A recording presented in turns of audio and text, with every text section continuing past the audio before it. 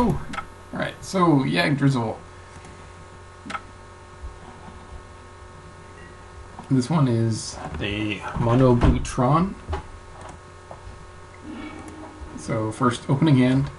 I feel pretty comfortable with it. I have duress. I feel like I have the 2 mill rocks, so I can mill like crazy, and I can use Noxious Revival to get back anything that I need at instant speed if I need to. And I got a Pirate Spellbomb to help kind of protect me in case my opponent's playing some sort of aggro. I can burn it off, or I can use it to sack and draw deeper into the deck. And I got Needle to shut off any early game shenanigans. See a Expedition map, a Remand, and Thirst for Knowledge there. I grabbed that Thirst, of course. I could have done Pithing Needle on Expedition map, but I figure it's okay if my opponent has Tron. It's so long as, I mean, if he uses Expedition map, it's going to be a while. And if my opponent does get Tron, then it's not really going to matter until my opponent has a way to win with that Tron.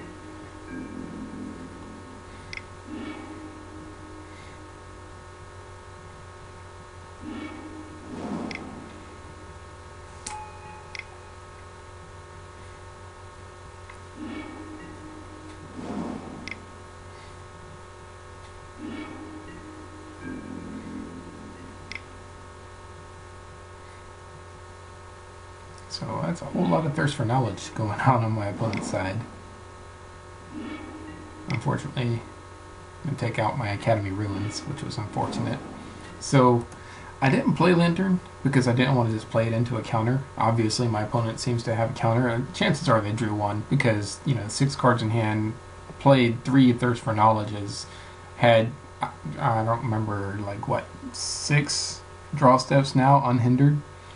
Or blind draws, so chances are my opponent has a counter, and I didn't want to just play right into it, especially with my Academy Ruins gone. So my plan here was to Noxious Revival a Duress back on top, use Duress to clear the way for a Lantern.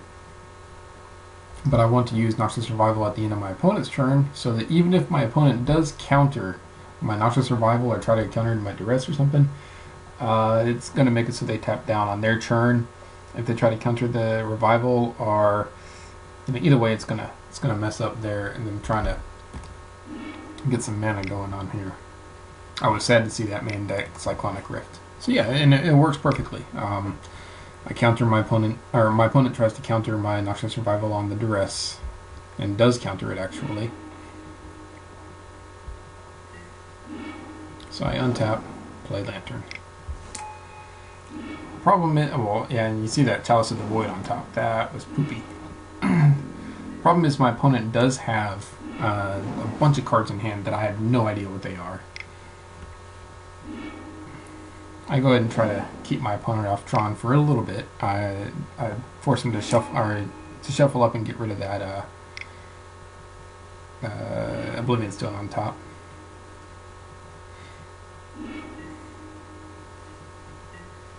There were a couple of plays that I could have made that would have been a little bit safer. For example, I know that my opponent is playing with repeals. My opponent actually discarded one earlier to a Thirst for Knowledge, if I remember correctly.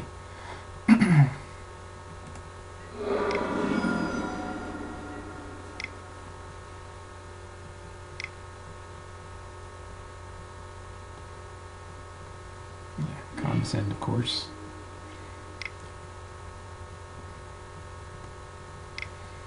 So what I think I should have done here is both Needles on Oblivion Stone. And I don't think I did, actually. I did, yeah, one on Mindslaver, one on Oblivion Stone. Or both Needles on Mindstone, rather.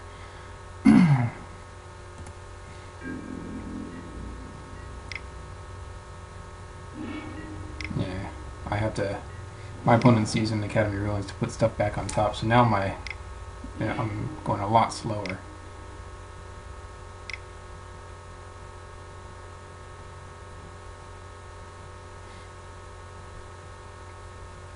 More counters against me. Yeah, I figure it's okay to let my opponent have this Mindslaver because they already got one, so heck. I do need to keep my opponent off that Platinum Angel, though.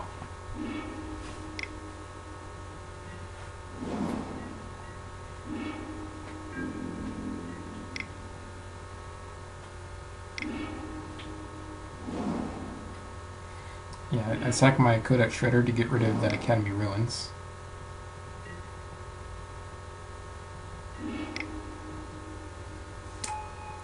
So now you can see here that my opponent does not have an answer, apparently. Would have already done it. Oh, see, he's trying to counter his own Mindslaver in order to draw that repeal, and that repeal is going to be just enough. Sorry, it's been a while since I played this game, actually. So now my opponent, you can see my opponent has what he or she needs. Just needs to get an Academy of Ruins and they'll be okay. That Mindslaver is going to be really bad against me. Or good against me is going to be bad for me. So I try to make it so that my opponent doesn't have any relevant plays.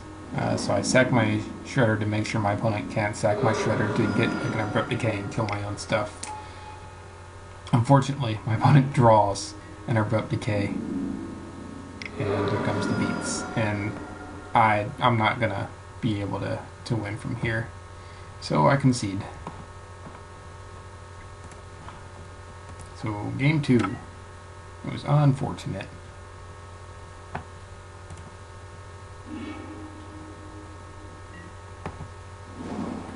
Well, first, I like the surgical extraction. It helps me get rid of, all of a major threat. Like, if I can get rid of all of their Mindslavers or all of their, what's it called? Oblivion Stones, and I should be okay.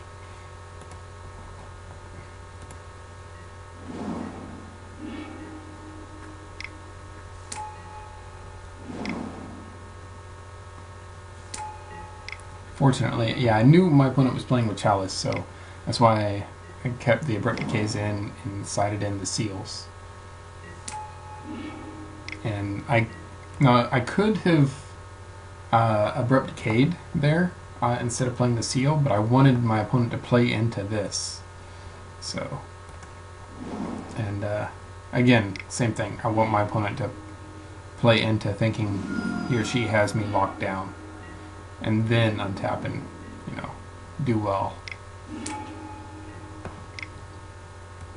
And yeah, I figured my opponent didn't have counters. And I go ahead and get rid of all of those.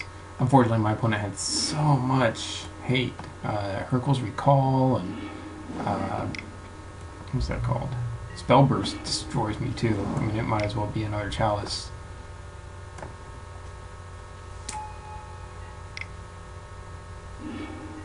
Yeah, there's that Mindslaver. I have to keep my opponent off Mindslaver now.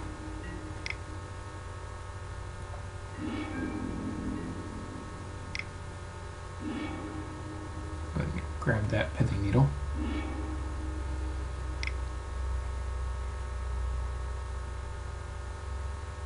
Now my opponent doesn't know I have the other Pithing Needle in hand.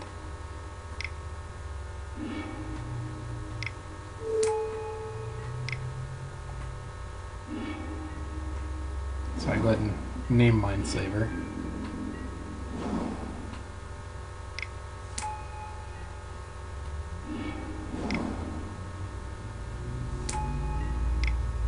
So if my opponent draws into bounce, then I'm in trouble. And I'm trying like crazy to keep my... But you notice that repeal followed by... crap, what was that? Yeah, it was insane. What was that? Repeal followed by...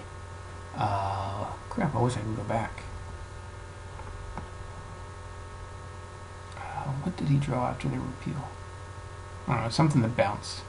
And then followed by a Hurkyl, followed by Hurkyl. I was like, holy crap, that's, and it's not often that happens where opponent gets, 4 live cards in a row. That's one of the few things that can break through the lock. And it is super rare, but it happened. Bound to happen eventually, I guess.